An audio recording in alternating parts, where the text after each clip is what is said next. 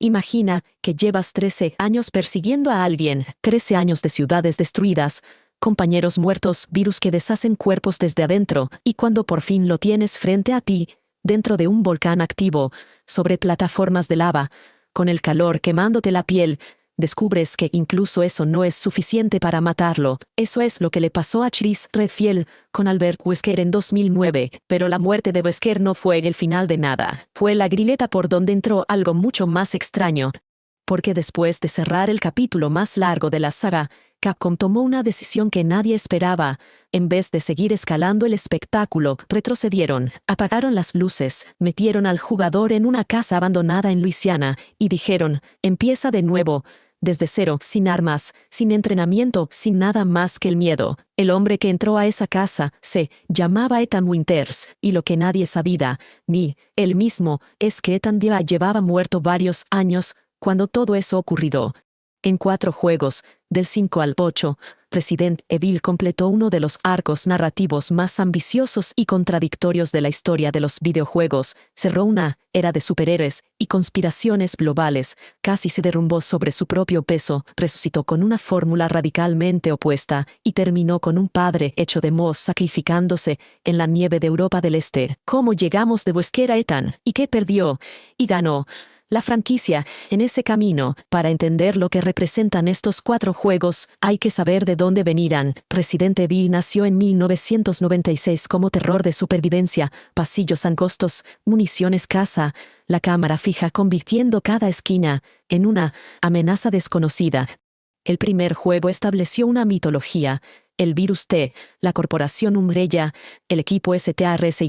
Durante casi una década la saga creció construyendo sobre esa base. El giro llegó en 2005 con Resident Evil 4, cámara al hombro, ritmo de película de acción, un protagonismo más cinematográfico. El juego fue aclamado como una obra maestra y redefinió los shooters en tercera persona durante años, pero también estableció un precedente. Resident Evil podía ser, sin disculpas, un juego de acción. RE5 y RE6 siguieron esa lógica hasta sus últimas consecuencias. RE5, lanzado el 5 de marzo de 2009 para PlayStation 3 y Xbox 360 bajo la dirección de Yasuhiro Ampo y Kenichi Ueda, fue el primero de la saga diseñado como lanzamiento multiplataforma simultáneo desde el inicio. Su producción involucró a más de 100 personas en su momento pico y fue construido sobre el motor MT Framework. RE6, el 2 de octubre de 2012, fue directamente la producción más grande en la historia de Capcom hasta ese momento, más de 600 personas en el equipo interno, 4 campañas paralelas, una ambición que rozaba lo descomunal, y sin embargo, fue la crisis la que salvó a la franquicia. RE7, lanzado el 24 de enero de 2017, fue construido desde cero sobre el nuevo R-Engine de Capcom, motor que después definiría el sonido visual de toda la era moderna del estudio. Primera persona, PlayStation VR, un protagonista civil, un reinicio total. Estos 4 juegos no son simplemente 4 capítulos de una misma historia, son 2 eras distintas, 2 filosofías opuestas, unidas por una sola pregunta que la saga nunca dejó de hacerse: ¿qué le hace a una persona, o a lo que queda de ella, enfrentarse a lo que no debería existir? El problema central de este período no es un villano. Es una pregunta de diseño, que también es una pregunta narrativa. ¿Hasta dónde puede escalar una historia antes de que su propio peso la hunda? Albert Wesker es la respuesta más clara. En el primer Resident Evil era un traidor con motivaciones corporativas comprensibles. En Code Verónica tenía poderes sobrehumanos. En RE5 ya planeaba el exterminio de la mayoría de la humanidad usando misiles cargados de virus para crear una nueva raza superior. 13 años de escalada llevaron a la franquicia a un punto donde el antagonista principal ya no era un personaje, era un evento de extinción con cara. Eso es narrativamente imposible de sostener. Matar a Wesker, entonces, no era solo resolver una trama, era un problema de escritura disfrazado de clímax. ¿Cómo terminas con alguien que lleva una década siendo gradualmente más indestructible? ¿Y qué colocas después? Cuando ya usaste de la arma nuclear narrativa, RE6 intentó responder con cantidad: 4 campañas, 3 virus distintos, media docena de antagonistas, un elenco de personajes que se cruzaban en múltiples países. El resultado fue una historia tan grande que ningún elemento tuvo espacio para respirar. Carla Radames, quizás el personaje más interesante que el juego, introdujo, una científica transformada quirúrgicamente en clon de otra persona, desdibujada hasta desaparecer en su propia identidad, quedó sepultada bajo docenas de escenas de acción sin consecuencias emocionales. La crisis era real. Después de RE6, las ventas no habían colapsado. El juego vendería más de 15 millones de copias acumuladas, pero la crítica señaló con precisión el problema. Esto ya no daba miedo. Esto ya no era Resident Evil. Y ahí está el conflicto real que sostiene estos 4 juegos, no la batalla entre humanos y bioterroristas, sino la tensión interna de una franquicia que se preguntaba si podía seguir siendo ella misma mientras intentaba ser todo para todos. La respuesta que encontró fue radical, y costó atravesar el caos de RE6 para llegar a ella. Kijuju, 16 de enero de 2009. El calor es lo primero que te golpea. Chris Redfield aterriza en la zona autónoma de Kijuju, en algún lugar de África, y lo primero que ve es a una mujer arrastrada por una multitud. Todavía no sabe que ya es tarde para la mayoría de los civiles. Están infectados con la plaga tipo 2, los llamados Magini, una variante del parásito que Leon Kennedy enfrentó en España 5 años antes. El equipo alfa de la BESA fue eliminado antes de poder establecer contacto. Lo que debía ser una operación de reconocimiento se convierte de inmediato en territorio hostil. Su compañera asignada es Jeva Alomar, agente de la rama africana de la BESA y originaria de Kijuju. Ella no está allí solo por protocolo, es su región, su gente, y lo que está pasando en esas calles es personal. Esa tensión entre la misión institucional de Chris y el peso emocional que Sheva carga define el tono de la primera mitad del juego. El objetivo inicial es localizar a Ricardo Irving, traficante de bioarmas que opera en la zona. Pero Irving resulta ser un intermediario, no el arquitecto. Cuando Chris y Sheva lo acorralan en el río, Irving, en un gesto que dice mucho sobre el nivel de fanatismo que Wesker inspiraba en sus colaboradores, se infecta voluntariamente con un BOW virgen. Antes de morir en su forma monstruosa, le señala el camino. Hay un laboratorio de Tricel más adentro, enterrado en las profundidades del continente. Lo que encuentran allí es el proyecto Uroboros, un virus diseñado para seleccionar a los dignos de sobrevivir. La corporación farmacéutica Tricel, operando como pantalla de Wesker, lleva años produciendo misiles capaces de saturar la atmósfera con el patógeno. El plan no es local, el plan es global y terminal. Y entonces, en el laboratorio, Chris encuentra algo que no esperaba. Archivos que confirman lo que temía desde 2006. Jill Valentine está viva. La misión en la mansión Spencer 3 años antes había terminado con Wesker lanzando a Jill por una ventana.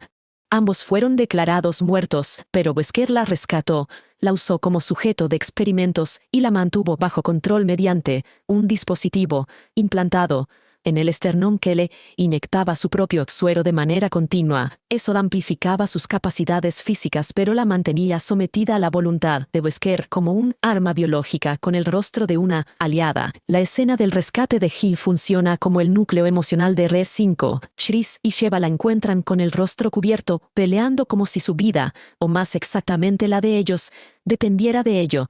Retirar el dispositivo del pecho de Jill, mientras ella se resiste, es una de las secuencias más cargadas emocionalmente de toda la saga. No hay monstruo en esta sala, solo una persona atrapada dentro de sí misma. Cuando el mecanismo cede y Jill recupera la conciencia, lo primero que hace es darles la única ventaja que tienen contra Wesker, una sobredosis de su propio suero. Actúa como veneno, su cuerpo lo metaboliza a un ritmo calibrado, y si ese equilibrio se rompe, el suero lo mata. Con Jill en comunicación de apoyo y el tiempo agotándose, Chris y Sheva descubren el hangar donde espera el bombardero furtivo cargado con los misiles Uroboros. Logran detenerlo, pero Wesker escapa en jet. Lo que sigue es una de las secuencias más operísticas de la historia de la saga: persecución, infiltración y una pelea final dentro de un volcán activo. Wesker, acorralado sobre el magma, toma la decisión más característica del personaje que siempre fue. En vez de negociar, escala, se inyecta un misil de Uroboros directamente en el brazo y muta en algo que ya no es reconocible como humano. La pelea que sigue ocurre sobre plataformas de lava mientras el volcán erupciona. Chris y Sheva le inyectan la sobredosis de suero, y entonces, desde el helicóptero de Houston, 2 cohetes RPG-7 impactan a Wesker, caen al magma, no hay cuerpo que recuperar. 13 años de arco narrativo terminan en lava. 3 años después, RX-6 intentó algo que nadie en la franquicia había intentado antes: contar 4 historias al mismo tiempo. La preproducción inició en julio de 2009, apenas meses después del lanzamiento de RE5. El equipo creció hasta superar las 600 personas. La ambición era construir la historia de Resident Evil más grande jamás contada, con 4 campañas que convergieran en una sola crisis global. En Taboax, junio de 2013, alguien libera el virus C en la universidad y durante una visita del presidente Adam Belfort, Leon S. Kennedy, asignado como escolta personal, contempla cómo el hombre al que protege se transforma frente a él. Dispararle es lo único que puede hacer. La agente, Elena Harper, que ayudó a organizar el ataque bajo coacción, alguien tenía retenida a su hermana Deborah, confiesa todo a Leon en el acto. Ese grado de culpa compartida une a 2 personas que de otro modo no tendrían razón para confiar el uno en el otro. En Edonia y después en Lancian, China, Chris Redfield y Pierce Nivans combaten contra soldados infectados con el virus JAVO, una cepa que a diferencia de los zombies clásicos permite a los infectados usar armas y coordinarse tácticamente. Chris sufre amnesia tras un ataque, y cuando recupera la memoria descubre que su unidad murió durante una operación que él comandaba. El peso de eso, la culpa de sobrevivir cuando tu gente no se convierte en el motor de su campaña. Jake Muller aparece como mercenario en Edonia. Hijo ilegítimo de Wesker, sin saberlo ni importarle demasiado, posee anticuerpos únicos contra el virus C. Su sangre podría ser la base de una cura. La agente Sherry Birkin, hija del creador del virus G, que sobrevivió a Raccoon City de niña, es asignada para extraerlo con vida. El precio que Jake pedía inicialmente era $50 millones. Al final acepta 50, en un gesto que cierra su arco de la manera más económica posible. La revelación central de RX-6 es Carla Radames. La Ada Wong que operaba junto a Neo Umbrella no era Ada Wong. Era una científica de la organización que fue transformada físicamente, quirúrgicamente, genéticamente, hasta volverse un clon funcional de Ada, una persona desdibujada hasta desaparecer en la identidad de otra. Carla muere asesinada por sus propios agentes antes de que ningún protagonista pueda confrontarla directamente, lo cual dice algo sobre que también R6 maneja a sus mejores personajes. La verdadera Ada Wong opera en paralelo, destruyendo instalaciones de Neo Umbrella, cerrando el círculo de una manera que la propia narrativa apenas tiene tiempo de explicar. Y entonces llegó RX-7, una plantación abandonada. Luisiana, octubre de 2014, 3 años antes del juego. El barco en que viajaba Eveline, E001, una bioarma con apariencia de niña, creada por la organización T-Connections a partir del model Megamisete, naufragó durante un huracán en la costa de Luisiana. La familia Baker encontró a Eveline inconsciente en la orilla y la llevó a casa. Eso fue todo. No hubo momento de decisión malvada. No hubo pacto con el diablo, solo un acto de compasión ordinario que desencadenó el horror. Julio de 2017, Ethan Winters recibe un mensaje de video de Mia, su esposa, desaparecida 3 años antes.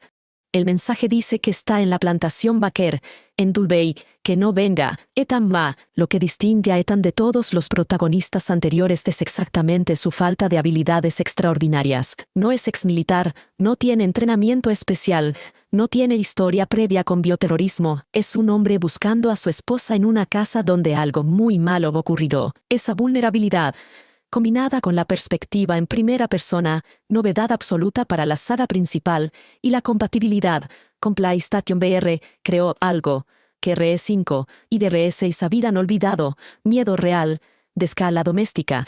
Jack Baker lo captura, lo tortura, lo sienta a la escena familiar más perturbadora de la historia del survival horror. Y Ethan, sin otra opción, comienza a moverse por la mansión descubriendo la naturaleza de Eveline. No es una niña, es una bioarma diseñada para controlar organismos a través del model Megamisete, una red biológica subterránea que conecta a sus infectados en algo parecido a una mente colmena. La necrotoxina que Ethan fabrica con muestras de ADN de Eveline funciona como antídoto específico.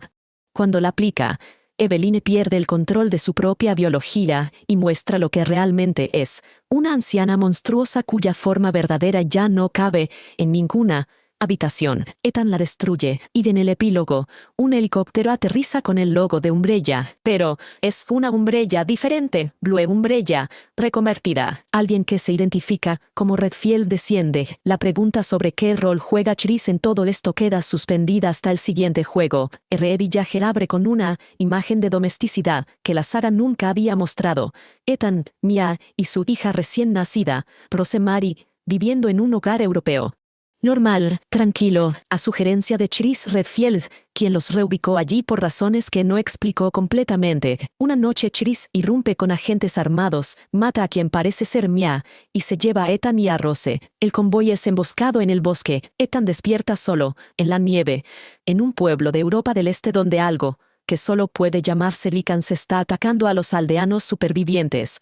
Lo que sigue es, estructuralmente, una de las experiencias más diversas que ha ofrecido la saga, un castillo gótico habitado por Lady Alcina Dimitrescu y sus 3 hijas que se disuelven en enjambres de moscas, una casa de muñecas donde Donna Beneviento usa alucinaciones para desintegrar psicológicamente al visitante, las instalaciones de Salvatore Moreau, un científico desfigurado cuya arrogancia herida es casi más aterradora que su forma monstruosa, y la fábrica de Karl Eisenberg, donde el más carismático de los 4 señores le ofrece a Ethan algo que nadie esperaba, una alianza. Cada señor custodia uno de los 4 frascos en que Moter Miranda dividió el cuerpo de Rose para usarlo como recipiente de la conciencia de su hija Eva, muerta en 1919 por la gripe española.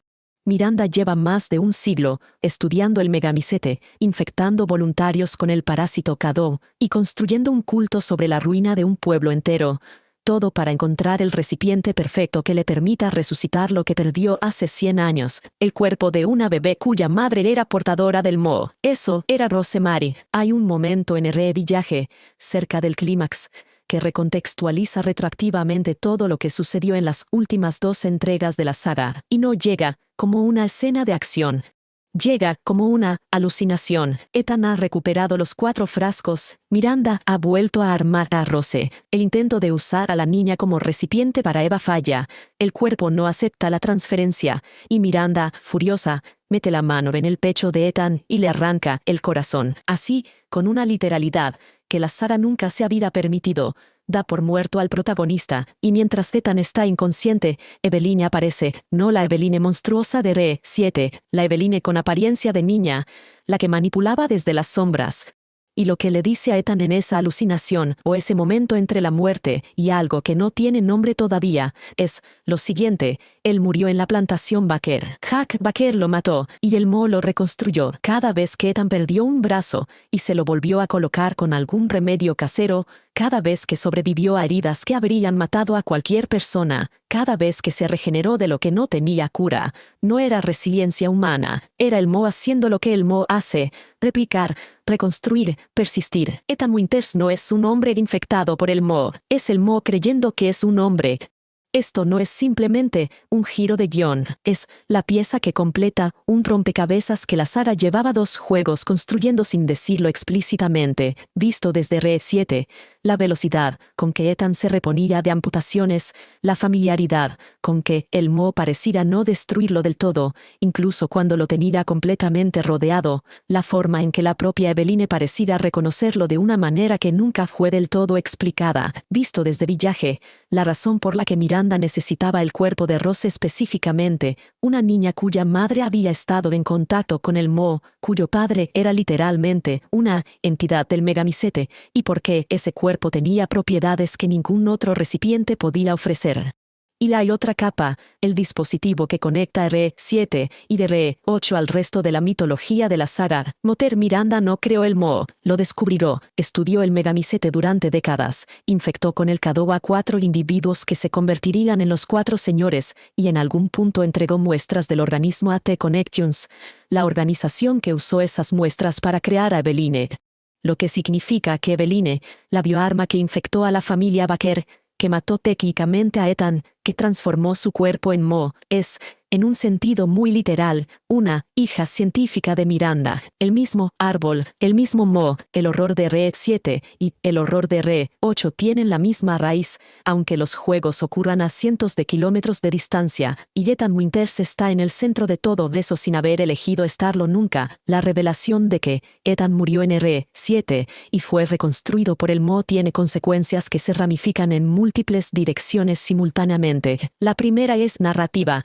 El sacrificio final de Ethan, detonar la bomba que destruye el Megamisete para salvar a Rose, deja de ser simplemente un acto de heroísmo paternal y se convierte en algo más preciso, un ser compuesto de mo eligiendo destruir el organismo del que está hecho para que su hija viva. No es solo morir por amor, es desmantelarse. La segunda es retractiva. Todos los momentos de Re7 que podrían haber parecido inconsistencias de diseño, cómo sobrevive este civil a todo esto, se convierten en señales que el juego plantó sin explicarlas. Re7 funciona diferente, una vez que sabes.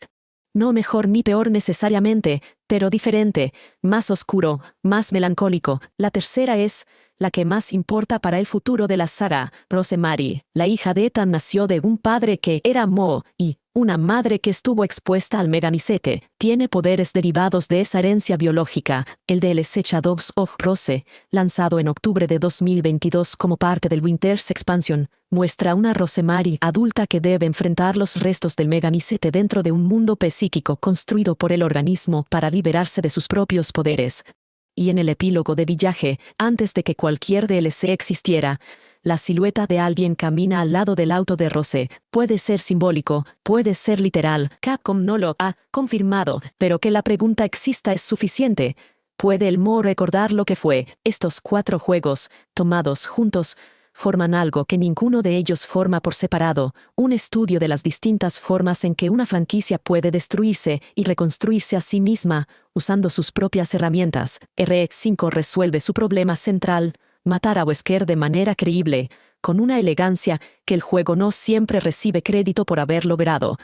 La sobredosis de suero como vulnerabilidad no es un recurso introducido en el último momento sin explicación. Gil lo entrega como información ganada con dolor, fruto de años de observar a Wesker desde adentro. El volcán como escenario del enfrentamiento final tiene una lógica simbólica. Wesker siempre fue alguien que se creía más allá de la destrucción, y morir en lava es, en cierta forma, lo único apropiado para alguien que diseñó su propia magnificencia.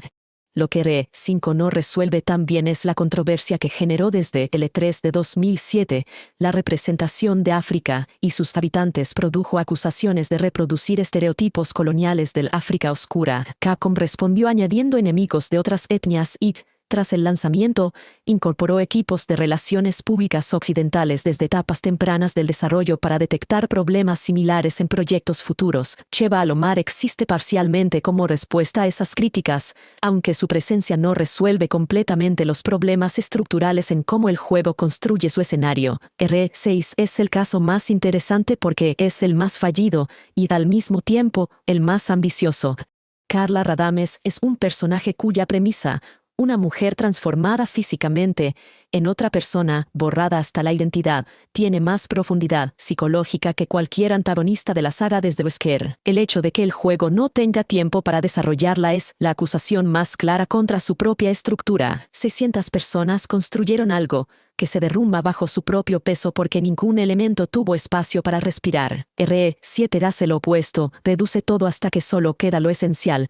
La familia Baker como unidad narrativa funciona porque cada miembro encarna un rol arquetípico del horror doméstico: el patriarca violento, la matriarca obsesiva, el hijo impredecible, pero con suficiente humanidad residual para que su tragedia importe. Jack Baker en particular es uno de los antagonistas más efectivos de la saga porque no es un villano, es un padre infectado que ya no controla lo que hace, y eso es infinitamente más perturbador que cualquier plan de dominación mundial. R8 opera en el registro del horror gótico europeo con una conciencia de sus propias referencias que resulta casi lúdica. Lady Dimitrescu lleva en su diseño influencias explícitas de Elizabeth Bathory, de la yokai japonesa Chisaku-sama y de la estética vampírica gótica clásica, alcanza más de 3 metros en su forma de combate. Karl Eisenberg fue nombrado directamente en honor a Werner Karl Eisenberg, el físico del principio de incertidumbre. Cada señor codifica un subgénero del horror europeo: vampiros, hombre-pez, terror sobrenatural de casa encantada, el monstruo industrial, y todos son explicados, al final, como el resultado de experimentos con el cadobo. El juego toma los arquetipos del horror y los devuelve transformados en ciencia ficción, que es exactamente lo que Resident Evil lleva haciendo desde 1996. El tema que une RE7 y RE8 de manera más profunda es la paternidad, como motor de acción irracional. Ethan no tiene razones lógicas para nada de lo que hace, ni para ir a Luisiana, ni para cruzar un pueblo de Lycan sin armas, ni para enfrentarse a 4 seres que lo superan en todo. Lo hace porque su familia está en riesgo. Moter Miranda lleva más de 100 años sin razones lógicas para nada de lo que hace, ni para infectar a un pueblo entero, ni para reclutar a 4 vasallos, ni para robar a una bebé. Lo hace porque no pudo superar la muerte de Eva en 1919. 2 padres, o figuras parentales, cuya incapacidad de soltar a sus hijos construye el horror de 2 juegos enteros. Uno acaba sacrificándose, la otra acaba destruida por lo que construyó. La diferencia entre ellos no es el amor, es lo que están dispuestos a hacerle al mundo para preservarlo. Hay un argumento para decir que el momento más importante de estos 4 juegos no es la muerte de Wesker, ni la revelación de Carla Radames, ni siquiera la revelación de que Ethan era Mo. Es el momento en que Capcom decidió abandonar RE6, no en el sentido de cancelarlo o renegar de él. El juego existe, se vendió, tiene su audiencia, sino en el sentido más específico. La decisión de que el siguiente juego no iba a ser RE7 de la manera que todos esperaban, no iba a ser más grande, más espectacular, más lleno de personajes conocidos, iba a ser lo opuesto. El RE Engine, el motor sobre el que se construyó RE7, fue desarrollado internamente por Capcom como parte de ese viraje. Y la decisión de debutar ese motor con una perspectiva en primera persona, algo que la saga principal nunca había hecho, algo que contradecía 12 años de convención establecida por RE4, fue el acto creativo más arriesgado que la franquicia había tomado desde que Shinji Mikami rediseñó el combate en 2005. El resultado fue un juego que funcionaba en PlayStation VR de manera nativa, que se podía experimentar completamente dentro de una máscara en la cabeza, sentado en el suelo de una habitación oscura, con el sonido de Hack Baker buscándote por los pasillos de su propia casa. Ese nivel de inmersión física, visceral, literal, no era posible con la cámara al hombro de RE5 y RE6. Lady Dimitrescu merece su propio párrafo aquí porque lo que ocurrió con ese personaje antes del lanzamiento de RE8 no tiene precedente claro en la historia de los videojuegos. Meses antes de que el juego existiera en las manos de nadie, una imagen, una aristócrata de más de 2,5 metros, con sombrero de ala ancha, guantes blancos y una expresión de desprecio aristocrático, generó un fenómeno cultural en redes sociales de escala masiva. El interés por ese personaje solo impulsó las ventas y la cobertura mediática del juego hasta niveles que Capcom probablemente no anticipó completamente. Y cuando el juego salió, y resultó que Dimitrescu era el primer jefe, no el antagonista final, sino el primero de 4, esa elección estructural funcionó como una declaración de intenciones. Este juego no va a darte lo que esperas de la manera que lo esperas. RE Village recibió puntuaciones en Metacritic alrededor de 85, en PC y PS4, extendió su vida comercial con soporte para PlayStation VR 2 en febrero de 2023 y para Nintendo Switch 2 en febrero de 2026. Es, en términos de recepción crítica y longevidad comercial, la confirmación de que el viraje iniciado en RE7 no fue un accidente sino una dirección sostenible. El clímax real de estos 4 juegos, entonces, no es una escena, es una curva. El punto más bajo fue RE6, y el punto más alto del arco fue darse cuenta de que para salir de ese punto bajo no había que construir más, sino desmantelar y empezar de cero. Al principio de este recorrido había una pregunta: ¿cómo llegamos de Wesker a Ethan? Y la respuesta más honesta es que el camino no fue elegante. Resident Evil 5 cerró una era con toda la grandiosidad que esa era merecía y algunos problemas que no supo resolver del todo. Resident Evil 6 intentó reemplazar esa grandiosidad con escala y perdió lo que hacía que la escala importara. Resident Evil 7 tiró todo a la basura y encontró que debajo de la basura todavía había algo que funcionaba: el miedo, la soledad, una casa en la que algo malo ocurrido, y Resident Evil Village tomó lo que RE7 construyó y lo expandió sin perderlo, añadiendo un arco que resultó ser uno de los más personales que la saga ha contado nunca, el de un hombre que no sabía que estaba muerto, protegiendo a una hija que no sabía lo que era, de una antagonista que llevaba un siglo siendo exactamente lo mismo que él, alguien incapaz de soltar a quien amaba. Los 4 juegos que cierra la revelación de Ethan son, en retrospectiva, sobre eso, lo que las personas, o los organismos que creen ser personas, hacen cuando el amor se convierte en el único argumento que les queda. Wesker tenía una visión, Carla Radames tenía una identidad probada, Miranda tenía un duelo que nunca terminó, Ethan tenía a Rose, solo uno de ellos logró que su historia valiera la pena de la manera que importa.